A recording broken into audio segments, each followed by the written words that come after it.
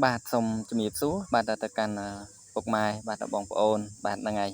ហើយសម្រាប់ថ្ងៃនេះផ្ទាល់បាទគឺខ្ញុំបាទទៅធ្វើការផ្តិតនៅទស្សនភាពណាបងប្អូនបាទនៅវត្តបាទឧត្តមមុនីបាទរតនារាមបាទហៅថាវត្តស្រះធុលយើងហ្នឹងបាទដែលស្ថិតនៅភូមិស្រះធុលបាទឃុំយុទ្ធសាមគ្គីស្រុកសាមគ្គីមនីជ័យបាទខេត្តកំពង់ស្ពឺណាបងប្អូនហ្នឹងហើយអញ្ចឹងបងប្អូនណាបាទដែលបងប្អូនបាទដែលគាត់មានបំណងបាទចង់មកលេងបាទនៅបុណ្យបាទចូលឆ្នាំប្រពៃណីខ្មែររបស់យើងខាងមុខនេះបាទអាចមកបានបាទនៅវត្តឧត្តមមុនីបាទរតនារាមណាបងប្អូនយើងហៅថាវត្តស្រះធុលហ្នឹងបាទដែលស្ថិតនៅភូមិឃុំខាងលើដែលខ្ញុំបាទបានបញ្ជាក់ជូនទៅកាន់បងប្អូនយើងហ្នឹងហើយគឺយើងឃើញថាទស្សនវិជ្ជារួមបាទសម្រាប់ថ្ងៃនេះគឺខ្ញុំទៅធ្វើការផ្តិតយកបាទឃើញថាព្រះគ្រូចៅអធិការវត្តបាទគាត់ប្រគល់ទូនទីឲ្យទៅសង់កូនសង្ឃណាបងប្អូនយើងបាទរៀបចំបាទជាមួយនឹងជាងផ្សារបាទដើម្បីធ្វើជាត្រណាបងប្អូនយើងបាទត្រខ្មែរបាទមានដូចជាចាប៉ីដងវែងបងប្អូនណាបាទគឺជាទំនៀមទម្លាប់របស់ខ្មែរយើងបាទគឺជារបស់យើងណាបងប្អូនយើងហ្នឹងហើយសម្រាប់នេះគឺចាប៉ីដងវែងបាទដែលគ្រូចៅអធិការវត្តឲ្យជាងបាទក៏ដូចជាកូនសង្ឃហ្នឹងហើយគាត់ធ្វើរៀបចំឡើងនៅចាប៉ីណាបងប្អូនយើងចាប៉ីដងវែងនេះផ្ទាល់តែម្ដងផងដែរបាទហ្នឹងហើយក៏សូមអធិស្ឋានបាទសម្រាប់ការនិយាយផងបងប្អូនណាបាទបើសិនជាមានការឆ្គាំឆ្គងលលួសបាទខ្វះខាតដោយប្រការណាមួយនោះបាទក៏សូមអធិស្ឋានណាបងប្អូនបាទអញ្ចឹងនេះគឺជា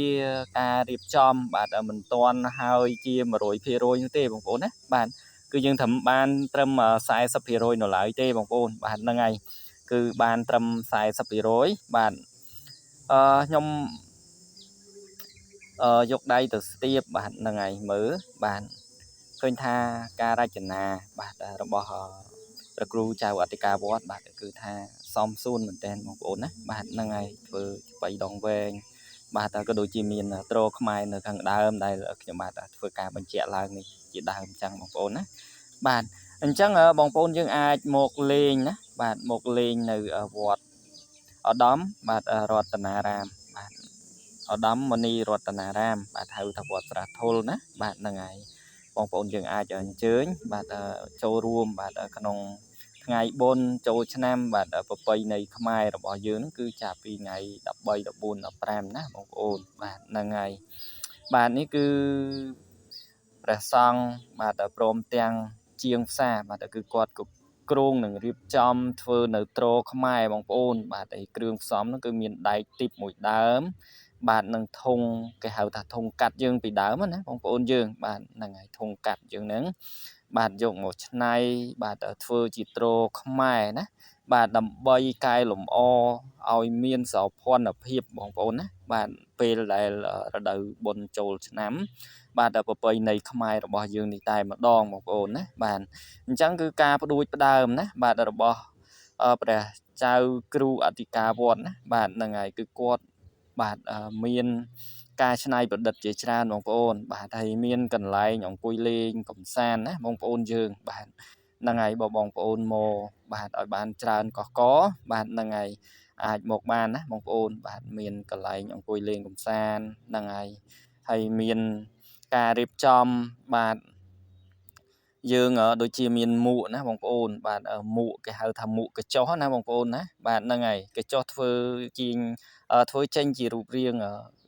មួកណាបងប្អូនបាទហ្នឹងហើយអញ្ចឹងចាំមើលនៅវីដេអូក្រោយបងប្អូនបាទហ្នឹងហើយខ្ញុំនឹងធ្វើការផ្ដិតជូនបាទទៅកាន់ពុកម៉ែបងប្អូនយើងតែម្ដងណាហ្នឹងហើយតើកញ្ចុះធ្វើមកពីមួកហ្នឹងគឺយើងធ្វើយ៉ាងម៉េចអីយ៉ាងម៉េចណាបងប្អូនណាហ្នឹងហើយនេះគឺខ្ញុំទៅផ្ដិតយកនៅព្រះគ្រូបាទដែលគាត់តែងតែរៀបចំណាហ្នឹងហើយព្រះគ្រូចៅអធិការវត្តគាត់រៀបចំនៅត្រខ្មែរបាទនឹងចបៃដងវែងណាបងប្អូនបាទជាកេរដំណែលរបស់ដូនតាខ្មែរយើងបាទដែលគាត់បន្សល់ទុកណាហ្នឹងហើយឲ្យកូនចៅយើងនៅជំនាន់ក្រោយបាទដើម្បីមើល បាទនឹងកំសាន្តផងដែរបាទអញ្ចឹងគឺខ្ញុំបានមានតែប៉ុណ្្នឹងទេបងប្អូនណាបាទសូមអរគុណសូម